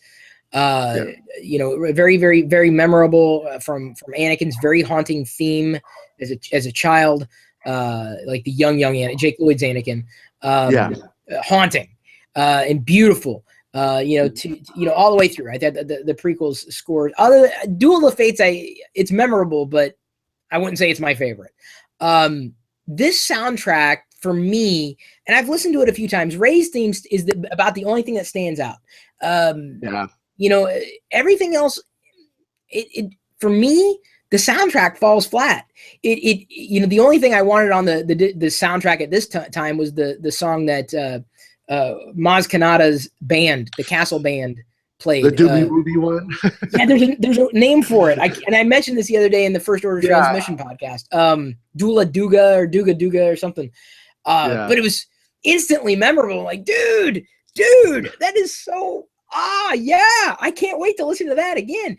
But there was nothing on that. Even the third time around, I'm like, okay, I get it. That's Kylo's theme. But, okay, I get it. That's Rey's theme. And it's nice and it's beautiful. And I think it builds very well. But I don't know. There weren't. Finn, I guess, has a theme. I'm like, he does? Even in listening to it, I'm like, well, where's the hook? I think it's the editing of The Force Awakens, ultimately. I think it's like an Indiana Jones film. I keep saying that. It moves like an Indiana Jones film, and I think that's what you were saying earlier, the film. Musically, it's like Indiana Jones. You get those little leitmotifs, the dun dun dun dun dun dun dun, and you're like, oh, I know that. And then the rest of it is just cued to the action or cued to subtlety scenes. And so unlike any of the other Star Wars soundtracks, it plays that way. And at this point, I think it's good, so I'm not blaming anybody. but I think it's more of the structure of the film itself that just made the soundtrack come out that way. Yeah, and I agree. It helps move along. I believe that the crescendo when Rey gets the lightsaber at the end, you know, basically doesn't really snatch it from Kylo, but basically had effectively control over it. And the 3 times that I've seen it, I had an emotional reaction each time, like a yeah. And I attribute part of that to the music just building to that point where it's just like, you know, Rey is recognizing this power. The Force is being awakened by. This is the weird thing. I mean, yes, Maz kind of moved things along. The lightsaber kind of moved things along. You had the backflash started getting Bespin when the lightsaber was lost. Blah blah blah blah blah. Interesting story, comic arc there with how did Maz get the lightsaber. Well, I think it would make a good comic arc because I can't imagine them doing a story around that. The structure that really seems to be strange to me, but also fascinating. Each time Rey uses the Force, well, not each time, but in the times that she's prompted to move it forward, like powerfully, it's by Kylo's hand. Like, you know, Kylo's pushing into her head and she's like, I can do that too. Hang on. I can do, you know, and she pushes back. Or at the end, like, let me be your teacher. And just by saying that, he's almost teaching her how to unlock certain parts of her. So the 2 times that Rey's had a master, it's been Kylo. And he's not even a master, right? He's just kind of pushing it forward, like real, like, because remember when Maz said, hey, you got it inside, just look inside, blah, blah, blah, blah. She's like, I don't want this, I'm out of here. You know, she's like gone. So it wasn't Maz didn't do any, I mean, she did, but at the same time scared the hell out of her. Well, fight or flight. And to me, you know, there's maybe one other time where she wasn't doing it, but in the threat, when she's being threatened, when she knows that she needs to save her, you know, save herself from a certain situation or get out of it alive, she uses the Jedi mind trick. Kylo's not around, admittedly, but it's still that idea that these bad things that are happening are the things that are waking her up to it on a very, very personal level. And it's the that'd be like Darth Vader pushing Luke Skywalker to turn to the light side, but that's not what happened. They didn't have. Right. I know. Oh my God! It was another. I didn't mean to point it out, but they did it almost exactly like A New Hope, right? So it was that evil, or the question of evil, that ultimately pushed or prompted Rey to basically ignite that the inner lightsaber, and it was at Kylo's hand. The 2 times that she really did it, you know, like that was it. It was Kylo. Kylo woke her up. In the film itself, too, I've noticed that she's a little bit passive about most things. Like even at the end duel, she lets Finn be the one who runs in there with the lightsaber. She doesn't go and take charge and take, you know, she kind of steps forward. She gets pushed back. And then it's not until she sees that she has to do these things that she does them. Well, but that is a reluctant hero. That is her not wanting to be that person, but becoming that person. And you know, the funny thing, you bring that up because another motif that I've seen in this film happens for most of these characters. Most of the characters we're talking about have this certain reluctance or a rejection of the path that they know they have to take. So Finn, he's rejecting the First Order, right? He's like, he's hiding. So this theme of hiding or running away. So that's Finn. The Han running away. He's like, I went back to my old things, old tricks. You know, I'm trying to hide. I don't want to deal with these things, so I'm just going to go back to being a smuggler. Rey, you know, no, I don't want this thing that you say I got. I don't want this. Freaked me out. Let me go back to where I knew and understood, and as much. Or she goes and runs into the forest to hide, right? From Maz and that confrontation, yeah, right. So, or even you can even go to the other side. Kylo hiding from his true self, and that's the thing that he fears most is that he's never going to live up to his grandfather's name and his stature, or that he's not good, or that he's got too much light in him. So he wants to run away and reject his path. And then Snoke, completely hidden, like obviously not even anywhere. We don't know where he is. We don't know who he is. We have zero context, but hidden. Everything's hidden. Everything. Yeah. And so, like, all these characters are either running away. Even Luke, hello, the whole MacGuffin, right? He's hiding. Yeah. Everything in this film is hiding, running away, rejecting the path that they need to take. And that to me is that's a motif. There's a reason why all of these characters are hiding, running away, feeling the same thing, and rejecting. It's a motif. That's just it's a very. It makes them collectively. It makes our heroes responsible for what has gone on, for the First Order, for Hosnian Prime, for the things that have happened in the galaxy. It's their fault. The only person in the film, I think, who is been proactive the whole entire time is Leia. Leia was the only one who was like, I'm in the fight. I'm not getting out of it. I know there's this threat. I'm going to start this resistance. And I guess kind of by proxy, Poe Dameron too, but even Poe ends up having to, he gets caught and then kind of ends up out of the scene, you know, until he comes back at that surprise moment. But yeah, pretty much everyone has a part to play in the destruction of everything that has gone on in the film. And that, to me, again, further separates it from any other Star Wars film I've ever seen. It's just that you can't. No one else is running away. No one else is hiding in any other Star Wars. I mean, but it's the fact that they did. I mean, that to me is intentional. Right. It is with intention that the characters were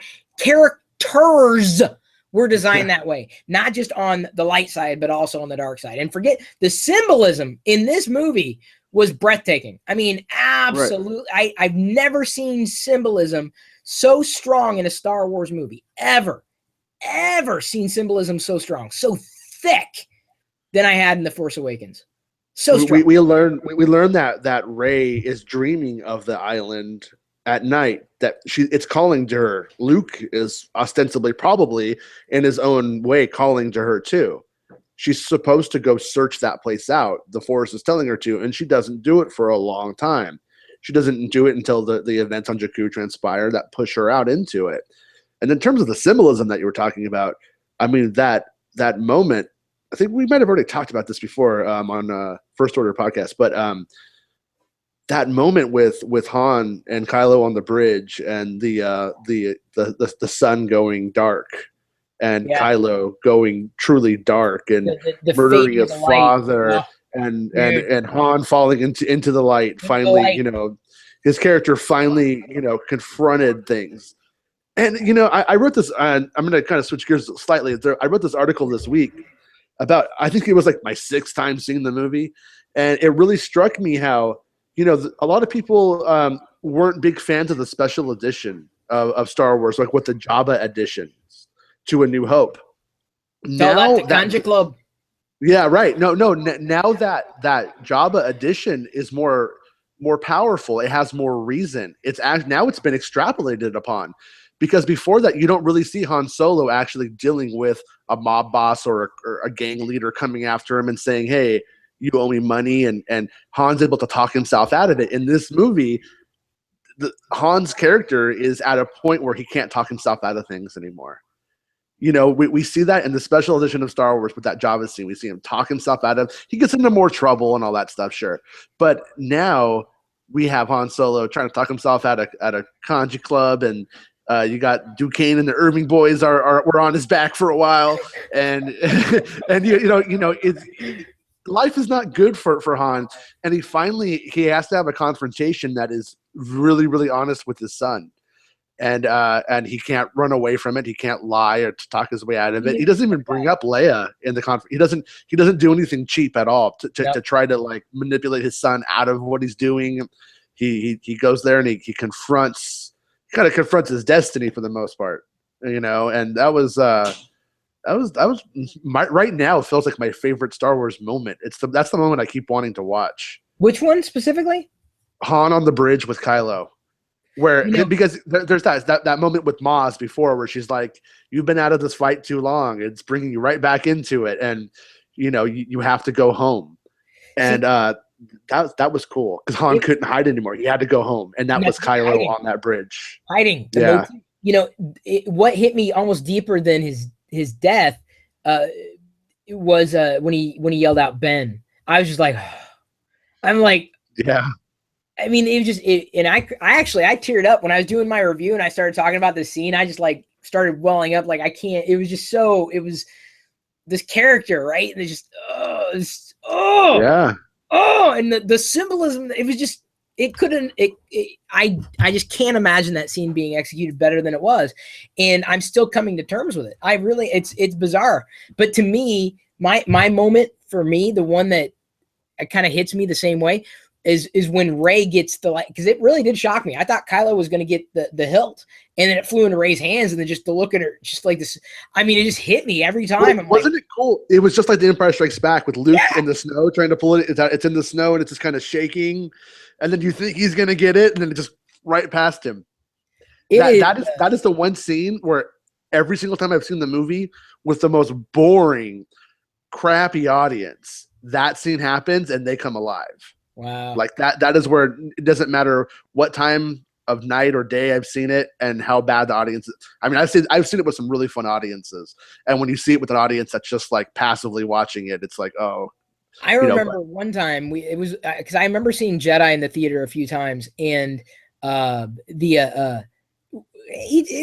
were some good moments, but like we saw it in a theater. These people were rowdy. I mean, like we're talking like Rocky Horror Picture Show rowdy. But it was so much fun. I mean, they were like jumping up, like the Empire blows up. Yeah, the Ewoks. I mean, it was hilarious, but it was more fun to watch the audience than it was to watch the movie at that point. Well, those moments stick with me. Like when I watch, every time I watch Phantom Menace and Darth Maul gets his lightsaber cut in half by Obi-Wan, I remember how crazy the audience went when I saw it. It's with me that in the theater I saw it in, or when Yoda does his stuff. Like I know that kind of guy has had a critical reaction in recent years, but when I saw it, I don't think I've ever seen an audience collectively go as crazy as when Yoda started fighting. I'm gonna go the other direction with you on that one. Oh yeah, I saw the Phantom Menace. I didn't mind it. I saw it like 3 times, like the first couple days, and I didn't mind it. Though it was what was bad is that the second day I went to see it, the theater was empty. Like it was. Nothing, really? Nothing. I mean, it was bad the second day in. So I still didn't mind it, but there was something that even the third time I wasn't connecting with it. I enjoyed scenes. The first time I saw that battle with Obi-Wan and Darth Maul, like the choreography was breathtaking, no doubt. I mean, it was just some of the best. That was one of the best lightsaber battles ever, and it was just ever so brief. When I saw Attack of the Clones, or by the time I had seen Attack of the Clones, the Phantom Menace had already been panned, like not universally, obviously, but it was derided. It was just like, that was it. Like that was, forget it. And, everybody was apologetic and like, no, we hear this one's going to be better. So I went to see the Attack of the Clones, and I didn't mind it. I'm like, okay, well, there you go. I'm like that. It was a Star Wars movie. We got the characters. Okay. That's fine. I tend not to, even with Star Wars, I'm not like, why do they? And I didn't necessarily have the same type of reaction. I wasn't like, oh, I need to see this movie again, though. The audience that I saw it with the second time, we went. Tech TV had bought out the theater, one of the theaters. I think it was a Sony Metreon at the time in San Francisco. The whole company went to see. Yeah, I want to say that was a theater, but we all went to see the. So it was everybody. Everybody pretty much knew each other. We were the same company. We saw Attack of the Clones at the same time, and I was watching it like, I did the first time, like, okay, it's a Star Wars movie. I'm seeing a Star Wars movie. I'm kind of excited. People laughed at spots that they shouldn't have been laughing at, and it made me do this, like, oh, I guess that was done really bad. Like, yeah, oops. Like, I mean, they were laughing at, like, and I'm like, oh my God, they're right. And I mean, but it was this collective. You want to talk about Rocky Horror Picture Show? It was just this collective. It was the same thing. This movie is so. And I'm like, wow, oh my God. Very corny. Yeah.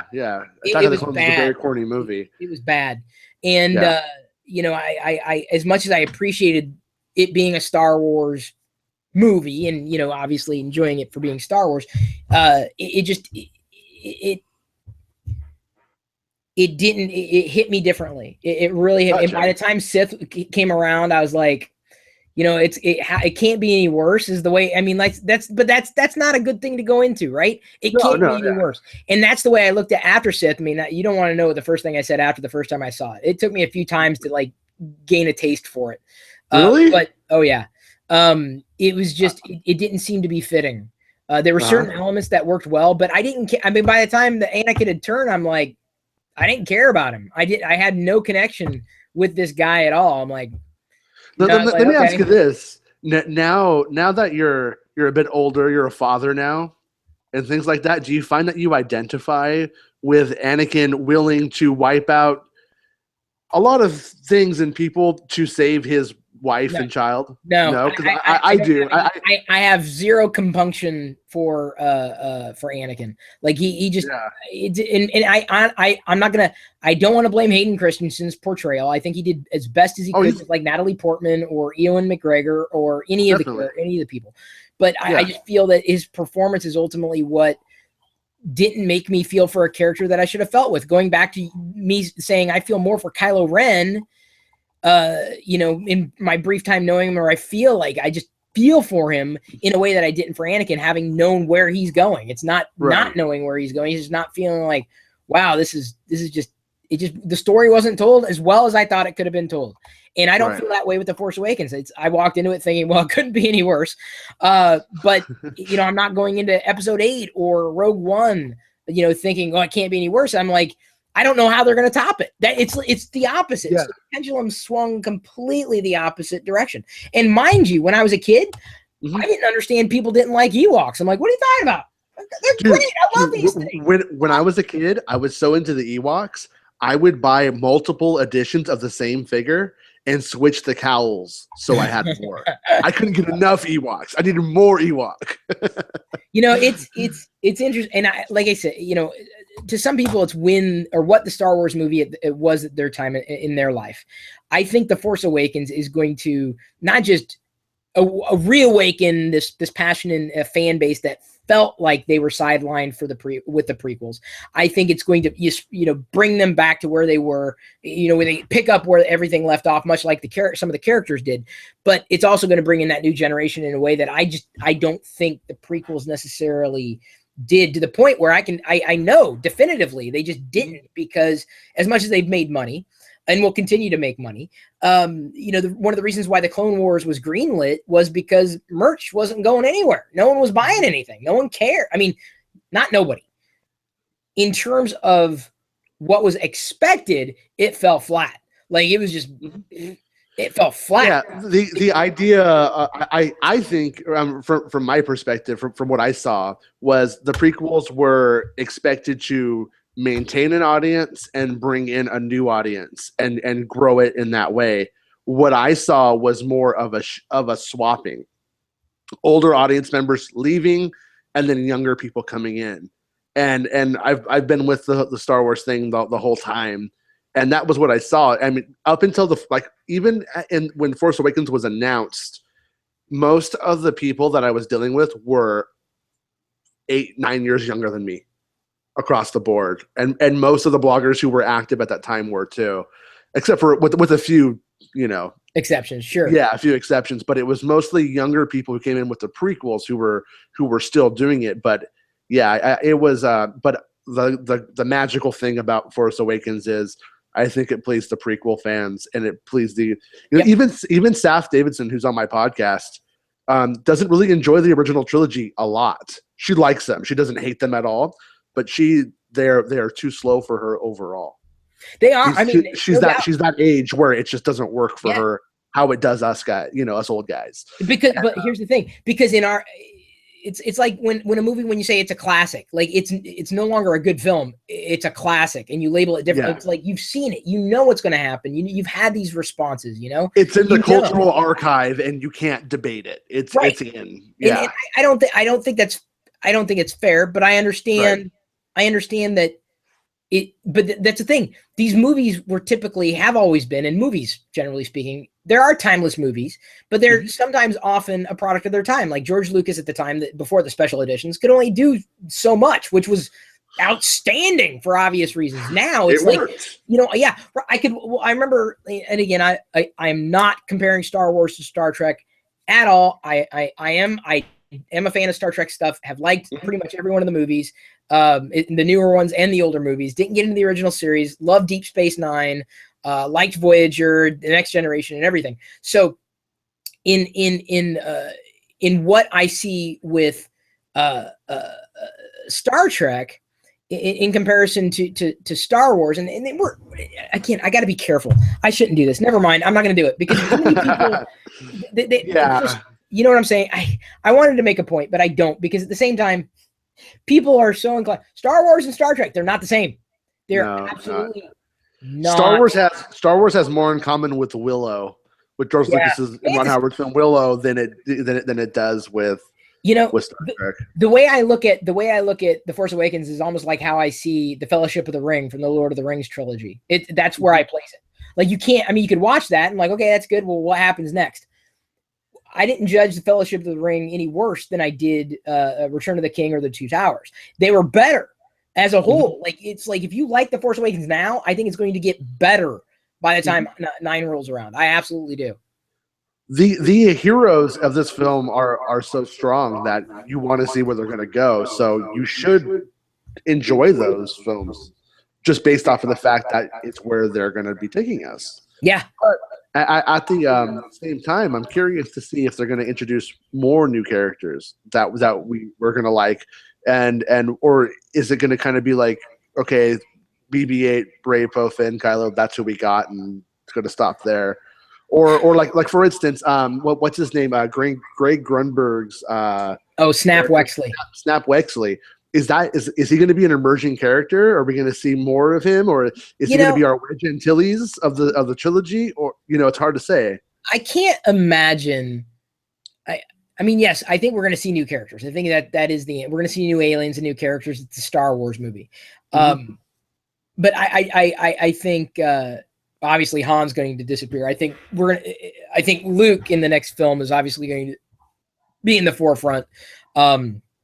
It's the question of what are they going to do after that. I don't think the whole movie is going to be about training Rey. I don't even know if anything is going to be training Rey. It's the question of how is that going to grow and bud, and I don't know if they're going to be able to spend a lot of time on it because it's interesting, but I don't think we're going to see a whole movie of why Luke disappeared. Like the next movie isn't going to be an explainer. What is it going to be that for all we know, Luke might say, "No, I won't train you."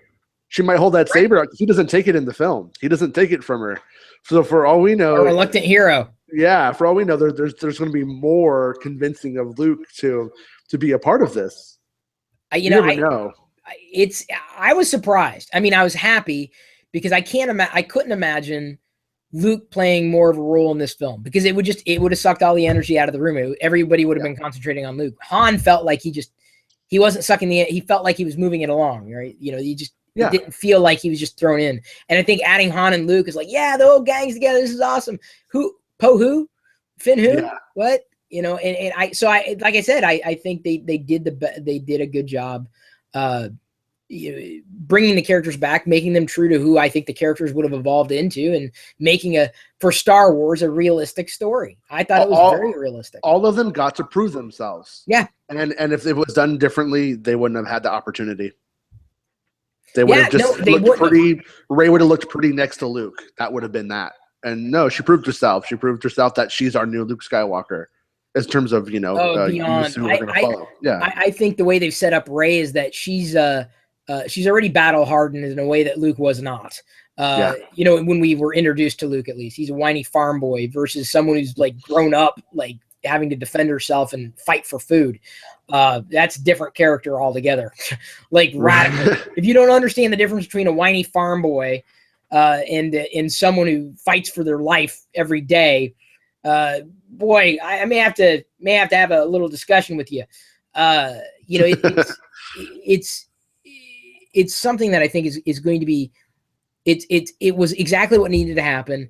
I think you put it very accurately. Like it set the stage for so many stories. Where are they going to go from here, there, where? And I'm excited. I don't know. I have no expectations at all for the next film, apart from it being the next Star Wars movie and just being happy with that. That's me. Yeah. No, and I like the fact that we kind of get Rogue One before Episode 8. I kind of like that we get to take this little detour and try a different flavor of Star Wars film before we get there. I know that's like an unpopular thing to say, but I actually am looking forward to Rogue One before Episode 8 right now. It'll be interesting to see how it plays out. I'm of course excited for it. I don't know how much the world beyond Star Wars fans is going to be excited for Rogue One as much as Star Wars fans are. We'll see if the movie's good. Right. Until we get a teaser, it's really hard to say. I mean, I saw the teaser at Celebration. That was for the fans there, but that's not really what the film is or what it's about. It's kind of just a hint. But you know, yeah, it's sorry, I didn't mean to interrupt if you were going down somewhere. No, go ahead. It's where I think it's going to be interesting is how it, you know, evolves my order of how I would, because everyone's got a different order of how they say that people should watch the Star Wars movies. I'm still inclined to go 4, 5, 6, now 7, and after Rogue One, if it's good, to go Rogue One, 4, 5, 6, 7, and continue. But the prequels for me were different. Like their story. Mm-hmm. And, you know, I like the Clone Wars. I like Rebels. I would be inclined to for having Jedi. I would probably introduce her to Star Wars by way of Rebels because it's a cartoon. And what are these characters? Rebels then lead into 4, 5, 6, or, you know, Rebels lead into potentially, well, depending on how mature Rogue One is.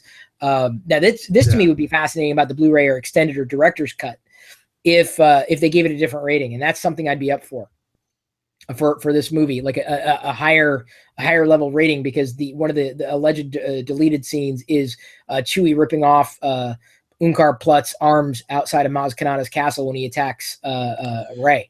Yeah. And that to me is like, that would be great. Chewie could get a good scene, you know, and that kind of violence is like video game violence to me. It doesn't mean anything. Yeah, and it's still one of those scenes too, where the execution matters. It could really be it's been being portrayed as this like really heavily violent scene. It could actually be funny. I mean, it really could be. You know what I mean? It depending on the execution and how it played out. And they filmed a lot of stuff for the Maz sequences that we didn't see in that bar. Like I know for a fact Rey had a drink and got tipsy for a few minutes. And makes sense. And Finn tries to intervene when somebody tries to start a fight with her, which I think is Unkar Plutt. And Finn gets in there, and then Chewbacca steps in. But afterwards, Finn and Rey had a moment where she thanks him. It means a lot to her that he tried to stick up for her still. Like and I always like the idea of that scene because it said that Rey before was by herself and under the kind of underfoot of Unkar Plutt. Now she has these much more powerful and dignified and neat friends. And her life is already getting better, you know, at that moment. I liked it. I hope we get to see that stuff on this Blu-ray, because right now, like, that's kind of what I'm obsessed about are all of these various cutscenes, what was actually filmed, what wasn't, and what are they going to show us? Because while there might be 4 hours of cutscenes, they might only show us 20 minutes of them. Yeah. Who knows? You know what? It would be fascinating. I mean, not just to have a director's cut. I would love to see a director's cut. Not just knowing they're 20 minutes more, or 30 minutes, or however long. But I think what's interesting is with 7 going with 8 and 9, I think they'll re-release 7 when 8's out, and I think they'll re-release 7 and 8 when 9's out. And you know what? Yeah. I'll go. Oh, definitely. Oh, yeah, for sure. And I actually wonder how much of that George Lucas spirit might come back into this. Will we see Abrams introducing? Oh yeah, I should have had this little moment where R2 lights up for a second to convey that idea. Like, are we going to get not a special edition where now there's ships up in the sky and Rontos and dewbacks that are digital? I mean, are we going to see any scenes, you know, introduced back into the film after it's played on a wide release and he saw how some things played out? I mean, I'm all for that stuff, generally speaking. Oh yeah. I didn't mind the special editions just because Star Wars was back in theaters and it was kind of updated. Some people did. Yeah. You I think convinced me about the change in Return of the Jedi that at first really didn't sit well with me, but it made sense after you had explained the Hayden Christensen rather than Sebastian Shaw forced ghost. Yeah, that is one of those things where I totally get it. Like if the prequels just leave like the worst taste in someone's mouth, and then they see that guy and they're like, oh, you know, it reminds me of movies I don't like. But you know, that Return of the Jedi now with Episode 7 doesn't mean the return of Luke Skywalker. Not even a Jedi for the movie, for the 99% of the movie. The Return of the Jedi is the return of Anakin Skywalker when Darth Vader redeems himself, or Darth Vader dies and Anakin comes back. And and then also, I mean, if you were a ghost, man, would you show up like as like your like 55-year-old, 60-year-old self? I would, if I was a ghost, I would just decide, you know, I'm going to be 21-year-old Jason. I had more hair. Hey, if you can pull it off, man, it's something that I know bothers a lot. I mean, fans complain. I mean, I hear all the time, and it could be the age groupings of fans. What they believe, was what their Star Wars movie was.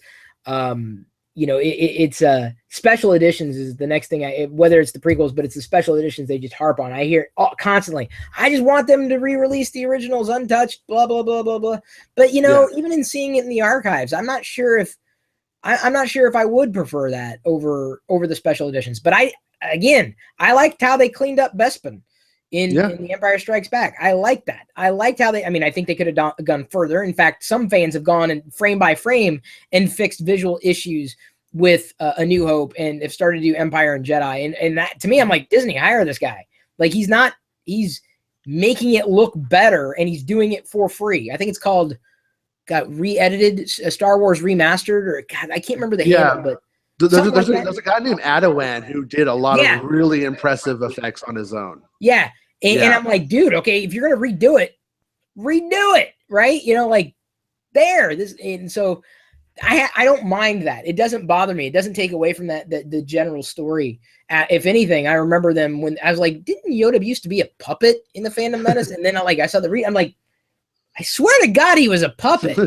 He was a bad puppet, and then Lucas put the episode 3 Yoda into Phantom Menace, which I like.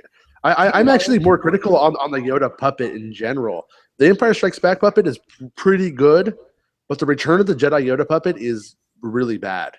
And I love Return of the Jedi, and people will go and they'll say, well, he's sick and he's dying and stuff like that. But the truth of the matter is that they had to make a Yoda puppet really quick because the Empire puppet had fallen apart. It didn't have all of the articulation in the face because he had such a small role in the movie. And he looks cross-eyed at times. His eyes his eye line isn't correct. And so I'm actually a fan of digital Yoda done from Revenge of the Sith and Phantom Menace. I actually do like it. But it's one of the rare instances where I think the Empire puppet's beautiful, but Yoda digitally is better overall. I'm going to disagree with you on that one. Yeah. And maybe it's because the age that I remember Empire. I mean, nothing was thrown off for me.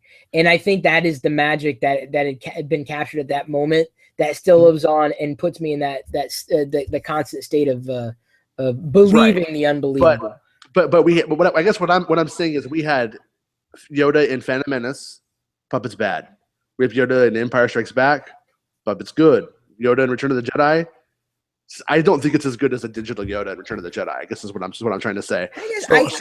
So if I had to be just being overly critical guy, I'm like, I prefer digital, I guess, on Yoda. But at the same time, I'm curious to see when we see Yoda again.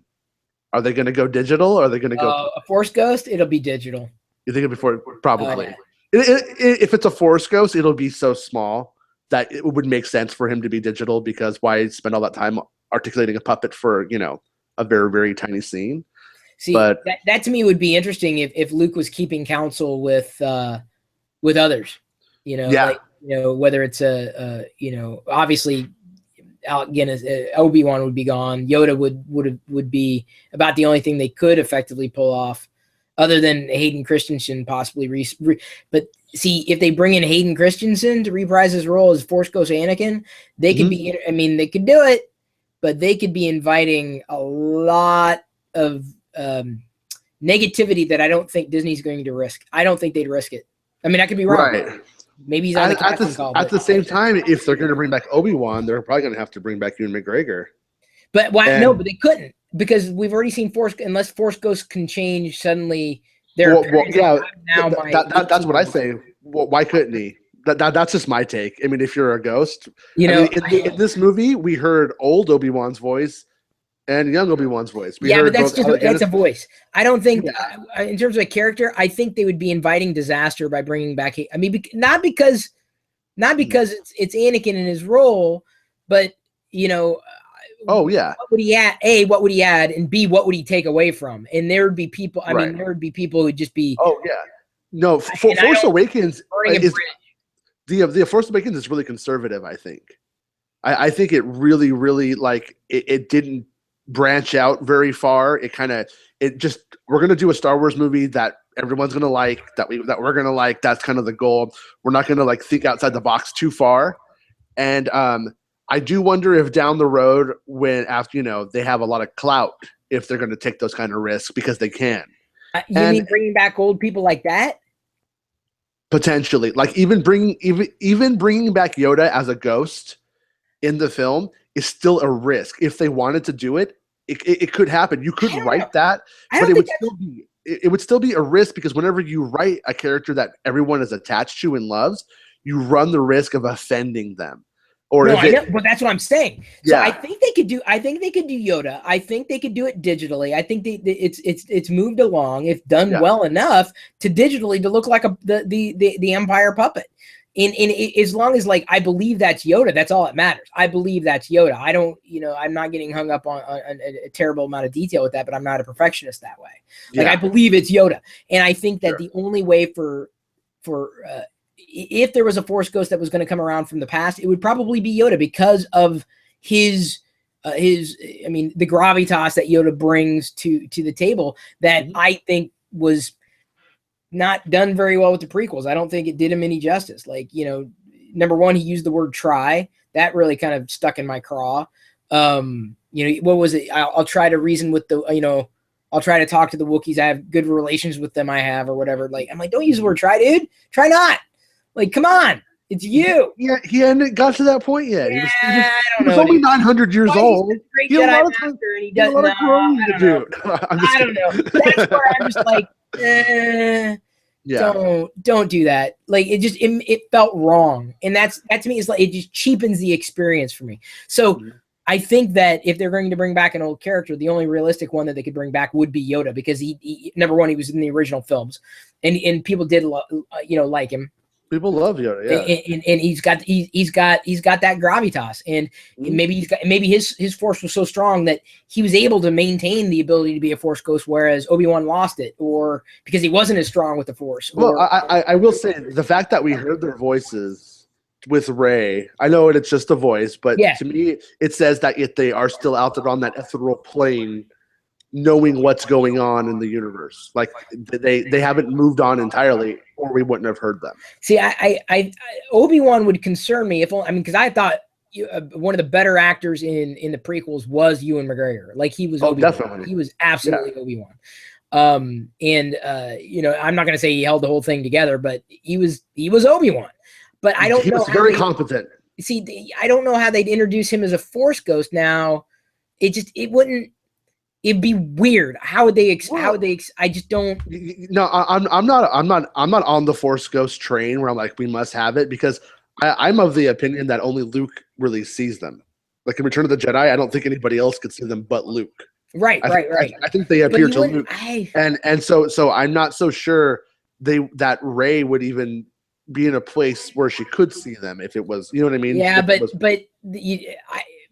only Luke can see someone talking to an imaginary. I just wouldn't. The audience wants to be in on the joke. Sure. And that's why I'm saying I don't think it needs to happen, because it's not Luke's story anymore. But Luke is going to be the one who's going to go do the thing at the end. It's going to be Rey. It's going to be. I'm interested. I'm like, I'm cautiously optimistic, but more optimistic than I was before The Force Awakens. Look, dude, I've taken up so much of your time. Yeah. I'm so sorry. I have not had a chance to talk to a lot of people about this stuff because I've been avoiding spoilers actively. I've been wanting to tweet so many funny things that I can't because I'm afraid. I don't want to spoil it at all. Sure. Like, what if BB-8 flipped him the middle lighter? We don't know. I mean, like, we don't know. Yeah, it could have been his thumb, could have been his middle lighter finger. I don't know what it was. No. It's always great to talk Star Wars with you. I'm always up for it. Cool. Yeah. I always look for various excuses to do this, and talking about the film seems to be the right thing to do. So, anything else to throw out there? I think we pretty much hit everything that we hit for part 1 of 100 of what we have to say about this movie. Yeah, just about. I'll keep talking about it. And Diana hasn't seen it yet, so she'll be like, "Okay." I'm curious. I'm curious to hear her thoughts after she sees the film. She didn't mind the prequels. I appreciated the prequels at a different level after seeing them through her eyes and after watching them 4, 5, 6, 1, 2, 3. It was a different feeling than the way I'd originally experienced them. I'm a 1 to 7 guy. I go 1 all the way to 7.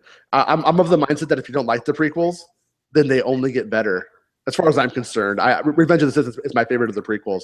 So I'm like, it just gets better, and then you get to the original trilogy, and if that's your cup of tea, then so. I like the slow build. I like the staircase up. Yeah, I'll hold the prequels off for a while. I watch them. I collect the fate. I've got, it's not. I'm not a apologist at all. But I'll still. I feel that I think the Rogue One, 4, 5, 6, 7, 8, 9, and then I'm sorry, Rebels may even fall in there too, and whatever else they produce from the story, and then possibly. The prequels, although it is definitely more of a kids movie than it is anything. Sure. And I love the pod racing scene. I thought it was epic. It was one of my favorite video games ever. Yeah, N64 Racer. I dig it. See, I didn't have the Nintendo 64. I had the PC version of it, and I did well. I ended up winning everything as Anakin. I just finally played the PlayStation version because that PlayStation Darth Vader console came out, and I got it on there, and I'm like, okay, this is different. I did, and then it crashed hard on me once. I'm like, okay, I'm moving on. So I've pretty much been Battlefront. Granted, I'm only ranked 42 or 43 now. I hit 50 the day after Force Awakens. It was good times. What, dude? Yeah. God, I must suck then because it's taking forever. You have to get Diana out there playing Walker Assault for you while you're talking to me. Yeah, and then it just happens. I haven't done that. I'm mostly Supremacy or Drop Zone are usually my two go-tos. Right. I like what's it called? The where you have to get like the briefcase and take it back to your base. Yeah. Sneak. Cargo. Cargo is my flavor of the week right now. See, I can't stop playing Cargo. Get into Cargo yet. I'm not as good of a player for Cargo. I got to snipe. You have to get that shield, that bubble shield. I have it. Yeah, that thing on and just run and hope for the best. But I've been told because I have that. That's my trait card is Scout, so I can be off the map. I guess the extended weapon is a homing missile, and then I've got the jump pack leveled up too, and then. The shield, I have the shield as well, but I'm stacking up the shield because it's good in Drop Zone too, but I'm stacking up the shield because my brother Adam, who's also level 50, he's really good at this, said that at least on the PS4 there may be a bug that if you get to 99 you may get infinite shields. It may be a current bug, or it may be or maybe it's I don't know. I'm like, oh, it's worth a shot. So I'm stacking up my shields right now. Nice. Yeah. Well, have a good time playing the old Battlefront, and you're on Xbox One for Battlefront?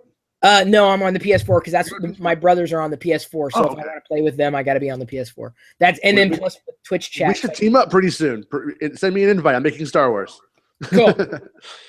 All right. Well, you don't kick my butt too hard then if we ever play like competitively, because I'm not the best player. I'm not the worst. No, but I'm not the best. I am no Jedi. I'm definitely no Jedi, dude. Trust me. The way I played Luke Skywalker. Yeah, right. No, it's just not. I'm not even Poe Dameron. I'm not flying up there doing all kinds of crazy stuff. No, that is not me at all. At all. My brother Adam can hang with the best, but not me. I can't do it. Not yet. So, all right. Thank you, Jason. I appreciate it. Thank you, Chris. Have a good day. You too.